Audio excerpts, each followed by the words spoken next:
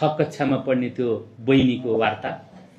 उहाँले मलाई टिचिङ अस्पतालमा फोन गर्नुभयो, बेड मिल्यो। पहिला आमा आफै जाँदा बेड मिलेन, तर बोधनारायणज्यूले फोन गरिसकेपछि बेड मिल्यो। उहाँले माननीय ज्यू म खुसी त भएँ, तर मैले मेरो आमालाई पठाउँदा आमा आफै जाँदा त्यहाँ बेड मिलेन, हजुरले फोन गर्दा बेड मिल्यो। माननीय बोधनारायण श्रेष्ठज्यूको एउटा बालिकासँगको फोन कलको वार्ता सुनेको थिएँ। त्यो बेडसँग सम्बन्धी नै थियो, तर मलाई एकदम 6 कक्षामा पढ्ने त्यो बहिनीको वार्ता। उहाँले मलाई वीर हस्पिटलमा हो कि टिचिङमा जस्तो लाग्छ, टिचिङमा बेड मिलाइदिनुहोस् न भनेर 6 कक्षामा बहिनीले पढ्ने आमाको लागि जस्तो लाग्छ मलाई। त्यो फोन वार्ताले मेरो पनि एकदम मन छोयो। र माननीय बोधनारायणज्यूले फोन रिसिभ गर्नुभयो र टिचिङ अस्पतालमा फोन गर्नुभयो, बेड मिल्यो। पहिला आमा आफै जाँदा बेड मिलेन, तर बोधनारायणज्यूले फोन गरिसकेपछि बेड मिल्यो। अनि 6 कक्षाको बालिकाको प्रश्न फेरि गर्नुभयो उहाँले। उहाँ बेड मिलेर मात्रै खुसी हुनु भएन, कक्षा 6 को मैले त्यो लेभल अफ थट्समा चाहिँ कुरा गर्दैछु अहिले कक्षा 6 को विद्यार्थीको। उहाँले माननीय ज्यू म खुसी त भएँ, तर मैले मेरो आमालाई पठाउँदा आमा आफै जाँदा त्यहाँ बेड मिलेन, हजुरले फोन गर्दा बेड मिल्यो भनेर 6 कक्षाले चाहिँ त्यो 6 कक्षामा पढ्ने बहिनीले फोन गर्दै गर्दाखेरि म पनि स्तब्ध भएँ। त्यसकारण त्यो अवस्था यो त हामीले गर्न सक्ने काम हो नि त, यसमा लगानी छैन नि त, यसमा विवेकको होला, बुद्धिको होला, हाम्रो कर्तव्यको होला। त्यसकारण यो चिजमा हामीले कसरी हुन्छ?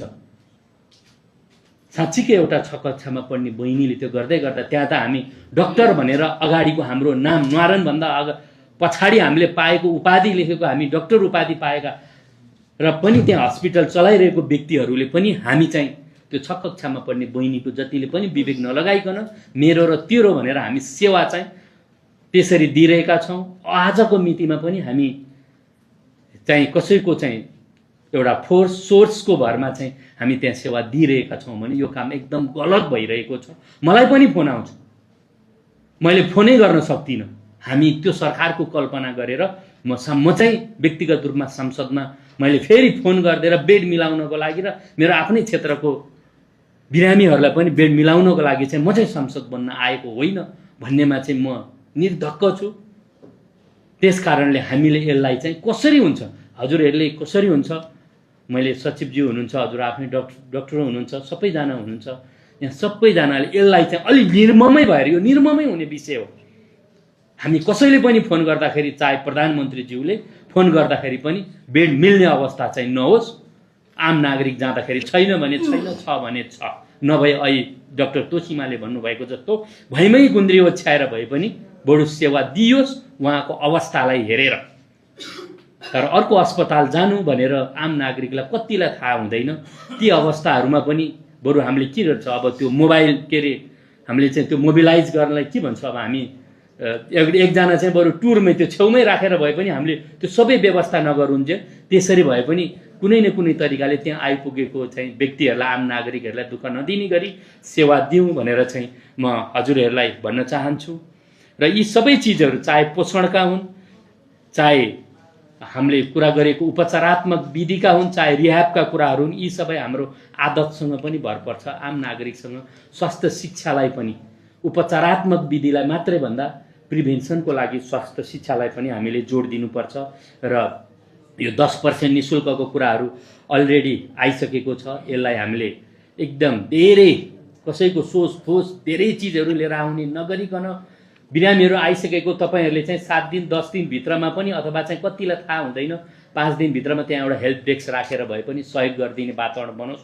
उहाँले म गरिब हो भनेर भन्नासाथ तुरुन्तै कसैले न कसैले हामीले चाहिँ सेवा दिएर सहयोग गरेर त्यो गरिबीको तपाईँले यो प्रमाणपत्र ल्याउनुहोस् है, आज हस्पिटलाइज भइसक्नु भएको छ भनेर गरिबी हो भनेर बरु सोध्ने। एडमिसन हुँदैमा तपाईँ कुन क्याटेगोरी हो, यसमा यो छ, यसमा यो छ, यसमा यो छ भनेर सोधेर मात्रै एडमिसन लिने। म चाहिँ यो क्याटेगोरीमा पर्छु, ल यसमा छ, त्यसपछि तपाईँले ल्याउने डकुमेन्ट यो हो, यो पनि कसैलाई तयारी गर्न लगाउनु होला भनेर अलिकति त्यसमा पनि हामीले चाहिँ जानकारी गराइदिउँ भने हामीलाई सजिलो हुन्छ र धेरै अविलम्ब नगरिकन, अलिकति लामो पनि होला।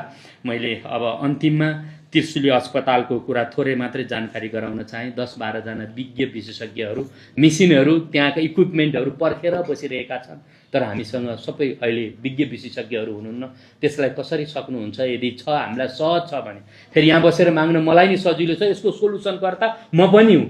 मैले कहाँ के गर्नुपर्छ, के बुझ्नुपर्छ, मन्त्रीज्यूलाई, सचिवज्यूलाई म पनि भन्छु। किनभने यहाँ अहिले यसो हेर्दाखेरि मन्त्रीज्यू एक कदम अगाडि, सभापतिज्यू एक कदम अगाडि, सचिवज्यू यसको कार्यान्वयनको पक्षमा देखिएको मात्रै हो। यसको कार्यान्वयन गर्ने जिम्मा मेरो पनि हो।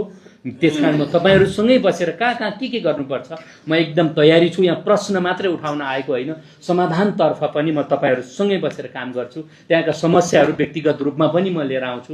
त्यहाँ धेरै ठुलो रकम लगभग 25 करोडको बिल्डिङ बनाउनको लागि बजेट छुट्टिसकेको छ। 18 करोड सुनिश्चित पनि भइसकेको छ।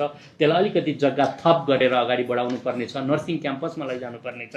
धादिङका 3 पालिका, रसुवा पुरै र नुवाकोट पुरैले चाहिँ त्यहाँ सेवा दिइराखेको कारणले गर्दा यसलाई अगाडि बढाउन म तपाईँहरूसँगै बसेर चाहिँ सहकार्य गर्ने तयारी गर्दै अरू विभिन्न विषयहरू विभिन्न समयमा फेरि व्यक्तिगत रूपमा सम्बन्धित मन्त्रालयमै आएर भेटेर अगाडि बढ्ने जमर्को गर्दै मेरो भनाइ यहीँ राख्छु। हस्त, धन्यवाद।